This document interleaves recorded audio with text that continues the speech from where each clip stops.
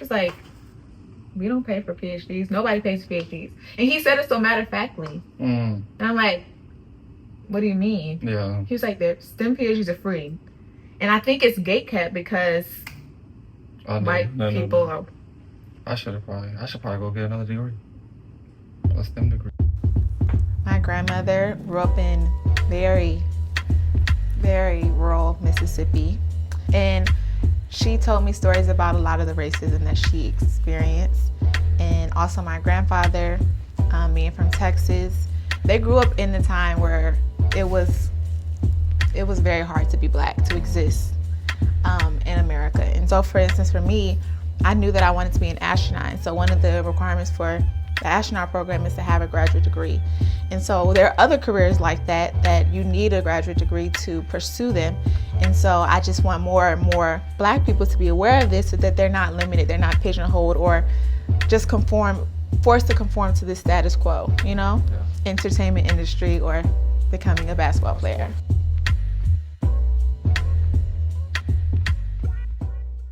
Well, it's good to hear, right, when you speak about HBCU and the HBCU experience, that gap in the academia standpoint from 200 years with Harvard to the first HBCU. But from my understanding, you went to a HBCU, right? Yes. Yeah. Yes. What HBCU did you go to? Tell the world. I went to the illustrious. The illustrious. Very prestigious. Okay. North Carolina Agricultural and Technical State University. Okay.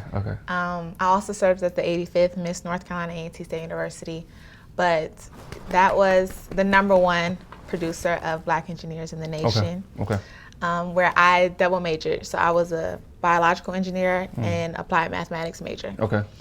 Yeah. What drove you to get like a double major? Because I kind of struggle with my major and my minor. So like, why would you get double major? And how does it add to currently being a black woman in STEM? Yeah, that's a good question. So I chose biological engineering. It's a whole backstory that I probably can't go in depth, but I think I told you I want to be an astronaut. Yes. So at the time, my whole angle was we're going to have to understand how we can sustain life on space. So soil, water, natural resources, how can we grow produce on the International Space Station, but also on the moon or Mars. So A&T is known for its agricultural engineering programs, and so biological engineering was just that. I actually added on the mathematics major after my first semester. I've always loved math. Like I've always been a nerd. But my first calculus class was so hard. Like it was like a rude awakening. And you go from high school just like not having to study to A&T, and it was like, okay, I have to lock in.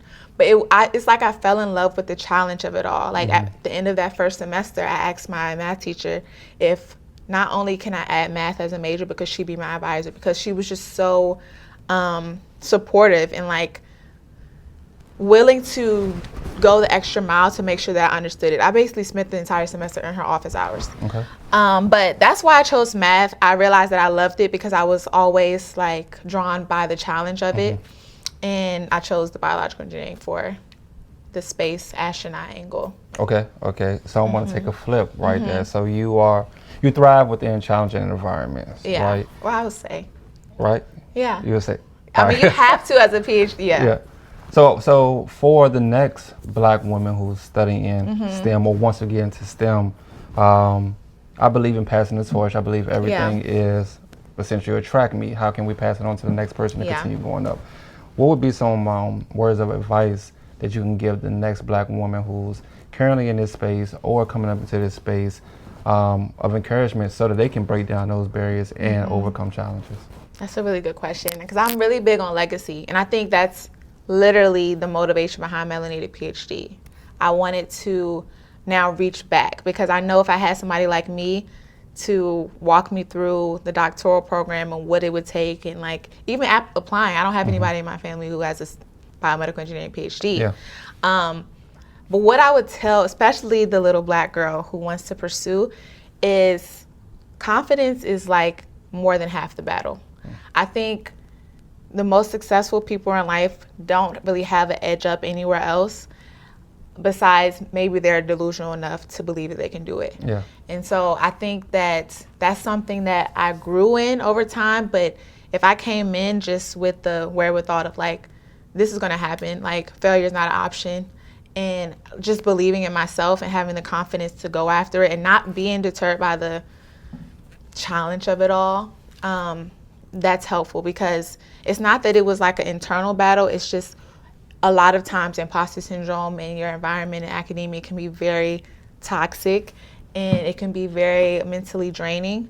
And so you kind of have to make sure that your cup is overflowing, or like your confidence is high, so that if when people try to pick at it, there's enough to still sustain you, and your cup is still full.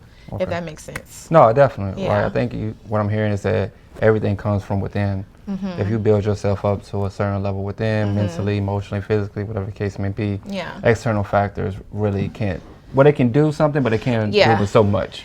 To break you down. Yeah. And even with that, it's like I wouldn't have been able to get through this program without my Lord and Savior Jesus Christ. Yeah. So I think it is an element of like building yourself up, but it's just like I knew where to lean on. Yeah. You know. So I have to. No, I don't have it all figured out. Yeah. No, I'm glad you said that. Mm-hmm. Right. I think one of my final questions would be, bringing it all together is, how big does community play a role with pursuing something that a lot of people don't, right? It's easy, in my opinion, to develop community when you're not in the academic space. Because a lot of times when you're in the academic space, this is the road less traveled. You have to do this work at home. You have to cut off a lot of different things in life to focus, especially when you get to a higher PhD or PhD, whatever the case may be, level. So how much does community play a role, whether it's spiritually or physically in your life to get you to the next step? I mean, it's everything. You know this from your degree. Also, I think you need to tell the people what you have a degree in, because I don't really accolades are there. Just tell them what you got. He's a doctor, okay? Dominique Lavelle, my doctoral degree, PhD is in business psychology with an emphasis in consulting. I finished up 2020, top of 2021 from the Chicago School of Professional Psychology, where I initially began my doctoral studies within clinical psychology, doing a lot of substance abuse counseling, marriage and family therapy before I transitioned to organizational psychology and business psychology.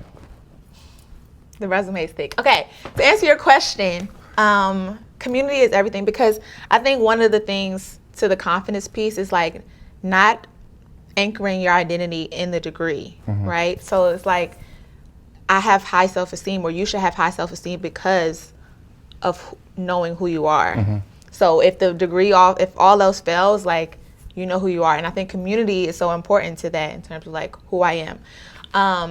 And as you know, like with the Black Doctors Creative, I think having people who are like-minded in terms of they know what it takes, sometimes you have to have those people who can not just lean on, but also to draw inspiration from, and also to have a like, what's the word, like a resounding board to like be seen or feel like you're not alone.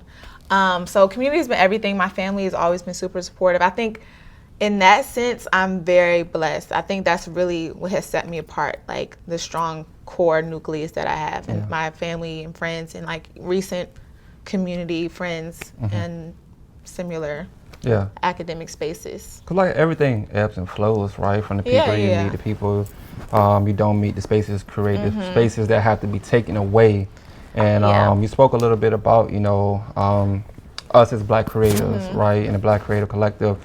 And that is all about, stripping away titles, but merging titles, because everything doesn't have to be binary, right? You can be all things at once, just like the saying the two things can be true at once, right? Exactly. I don't have to, just because I have a doctoral degree, that doesn't take away from who Dominique is, right? So I think that's what we're all about, is how can we encompass the entire body, the holistic body, and just being ourselves and not having to feel like you have to keep taking on multiple hats, right? I could just keep this one hat on, strip down all the perceptions and all the things you think of me, and I can just be me, right? So as a people, we're not just one-dimensional. It's like, how the whole conversation about like left brain versus right brain, where one is strength for more logic and the other is like the creative side.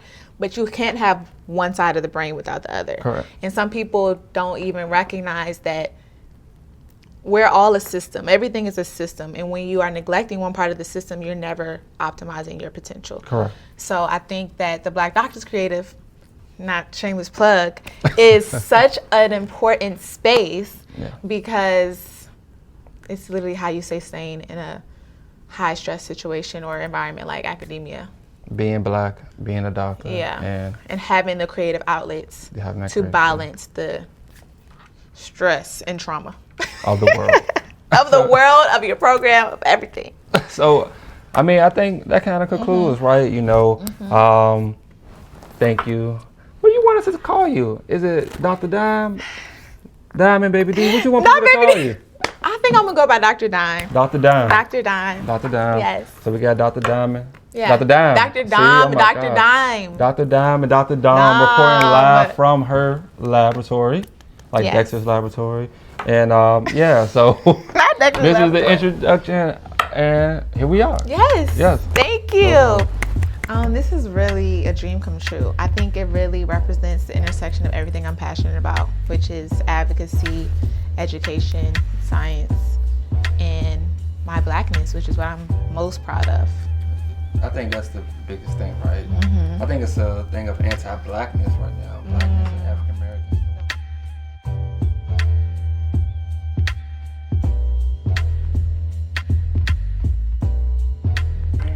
They just got hit. They just got hit. That's funny. Not they just got hit. Damn, I'm really an interview. Yeah, you the interviewer. What was, you said? Shot. I do feel like I'm on MTV or something. What's my crazy? Keep on Bands. USC. I'll make sure I get y'all something nice. Okay, let's see. I am. We'll keep you accountable. Y'all don't believe me? People change when they make it.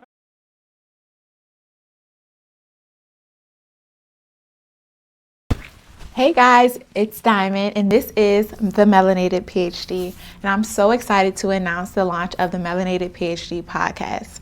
I launched the Melanated PhD at the beginning of my PhD program, and the goal was to bridge the gap between Black youth and higher level academia, and also to debunk a lot of the lies that Black youth may have heard about earning a STEM PhD. And now, as I near the end of my PhD, literally graduating in a few months, I thought that it was really pertinent that as we continue to watch and suffer from the rise of anti-intellectualism and just the rise of distrust of experts in science and education and academia, I want this podcast to address all of these topics and really combat misinformation, disinformation, and malinformation. So if this is something that you're interested in, feel free to share this page, and see you soon.